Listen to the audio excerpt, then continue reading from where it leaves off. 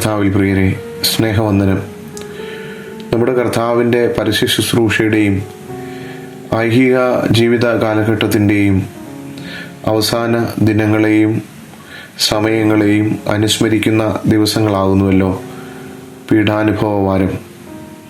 ഈ വിശുദ്ധ വാരത്തിൽ നാം ധ്യാനത്തിന് ആധാരമായി എടുക്കുന്നത് എപ്പോഴും കർത്താവിൻ്റെ പരസ്യ ശുശ്രൂഷയുടെ സമാപനത്തിൽ തൻ്റെ ഐഹിക ജീവിത കാലഘട്ടത്തിൻ്റെ അന്ത്യ സമയങ്ങളിൽ സുവിശേഷകർ രേഖപ്പെടുത്തിയിരിക്കുന്ന ഭാഗങ്ങളെയാണ്. ഇന്ന് ധ്യാനത്തിന് ആധാരമായി മത്തായിയുടെ സുവിശേഷം 24-ാം അധ്യായം എടുക്കുകയാണ്.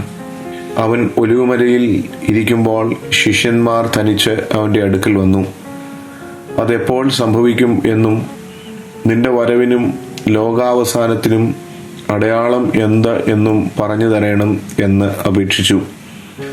യേശുവിനോട് ഈ ചോദ്യം ശിഷ്യന്മാർ ചോദിക്കുന്നത് ദൈവാലയത്തിൻ്റെ മനോഹാരിത ദർശിച്ച് അതിനെക്കുറിച്ച് വർണ്ണിക്കുന്ന ശിഷ്യന്മാരോട്, ഈ കല്ലിന്മേൽ ഒരു കല്ലുപോലും ശേഷിക്കാതെ ഇവയെല്ലാം തകർന്നു പോകും എന്ന് കർത്താവ് ഓർമ്മിപ്പിക്കുമ്പോൾ അതിനുള്ള മറുപടി എന്നുള്ള നിലയിൽ, ഈ ചോദ്യങ്ങൾക്ക് ഉത്തരം എന്നുള്ള നിലയിലാണ്, കർത്താവിൻ്റെ ഈ പ്രസ്താവനകൾക്കുള്ള ഉത്തരം എന്നുള്ള നിലയിലുമാണ് നാം മത്തായിയുടെ സുവിശേഷം 24-ാം അധ്യായം 3-ാം വാക്യത്തിൽ ശിഷ്യന്മാർ ഈ ചോദ്യം ഉന്നയിക്കുന്നത്. അക്കാലഘട്ടത്തിൽ മാത്രമല്ല, ഇന്നും ജനമനസ്സുകളിൽ എപ്പോഴും ഉദിക്കുന്ന ചോദ്യമാണ് കർത്താവിൻ്റെ വരവിനും ലോകാവസാനത്തിനും അടയാളം എന്ത് എന്നുള്ളത്. അതിന് കർത്താവ് നൽകുന്ന മറുപടി ചില സൂചനകളാണ്. ഒന്നാമത് അതിന് ഉത്തരം പറഞ്ഞുകൊണ്ട് കർത്താവ് പറയുന്നത് 4-ാം വാക്യത്തിൽ നാം കാണുന്നു, ആരും നിങ്ങളെ തെറ്റിക്കാതിരിപ്പാൻ സൂക്ഷിച്ചുകൊള്ളുവിൻ.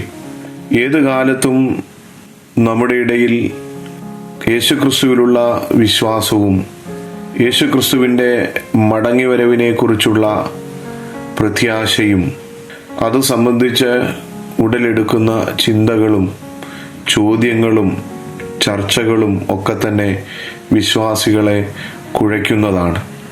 എന്നാൽ ഇങ്ങനെയൊക്കെയുള്ള ചിന്തകളും ചർച്ചകളും ചോദ്യങ്ങളുമൊക്കെ വരുമ്പോൾ നാം ഒന്നാമതായി ഓർക്കേണ്ടത് കർത്താവിൻ്റെ ഈ വാക്കുകളാണ്, ആരും നിങ്ങളെ തെറ്റിക്കാതിരിപ്പാൻ സൂക്ഷിച്ചുകൊള്ളുവിൻ.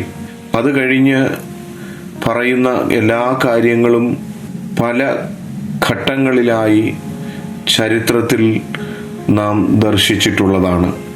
ഞാൻ ക്രിസ്തു എന്ന് പറഞ്ഞ് അനേകർ എൻ്റെ പേർ എടുത്തു വന്ന് പലരെയും തെറ്റിക്കും. പിന്നീട് പറയുന്നു, യുദ്ധങ്ങളെയും യുദ്ധശ്രുതികളെയും കുറിച്ച് കേൾക്കും. ജാതി ജാതിയോടും രാജ്യം രാജ്യത്തോടും എതിർക്കും.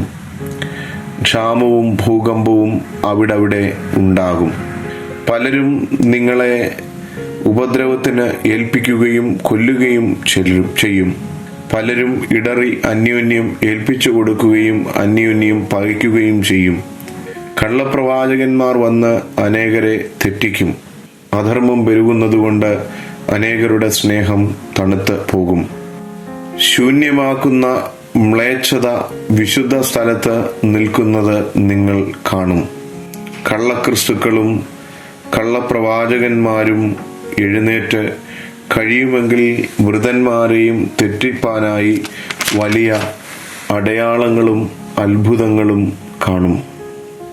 പ്രകൃതിയിൽ ഉണ്ടാകുന്ന വ്യതിയാനങ്ങളും അതിൻ്റെ സൂചകങ്ങളായി ഇവിടെ കർത്താവ് പറയുന്നു. എന്നാൽ ഇതെല്ലാം സൂചനകളാണ് എന്ന് പറഞ്ഞതിന് ശേഷം കർത്താവ് പറയുന്ന ഒരു കാര്യം, ഇതൊക്കെയും ഈറ്റുനോവിൻ്റെ ആരംഭം മാത്രമാണ് എന്നാണ്. രണ്ടാമത് പറയുന്നത്, രാജ്യത്തിൻ്റെ സുവിശേഷം സകല ജാതികൾക്കും സാക്ഷ്യമായി ഭൂലോകത്തിലൊക്കെയും പ്രസംഗിക്കപ്പെടും, അപ്പോൾ അവസാനം വരും എന്നാണ്.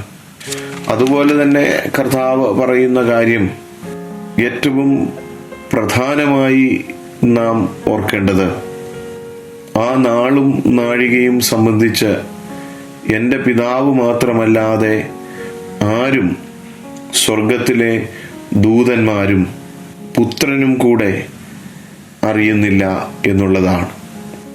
അപ്പോൾ കർത്താവ് ഈ ശിഷ്യന്മാരുടെ ചോദ്യങ്ങൾക്ക് ഉത്തരം പറഞ്ഞ് ആരംഭിക്കുമ്പോൾ പറയുന്നതും ഈ ഭാഗം അവസാനിപ്പിച്ചുകൊണ്ട് കർത്താവ് പറയുന്ന വാക്കുകളും ചേർത്ത് നാം വായിക്കുമ്പോൾ, ഒന്നാമത് നാം ഓർക്കേണ്ടത് കർത്താവിൻ്റെ മടങ്ങിവരവിനെ കുറിച്ചും ലോകാവസാനത്തെക്കുറിച്ചും നാം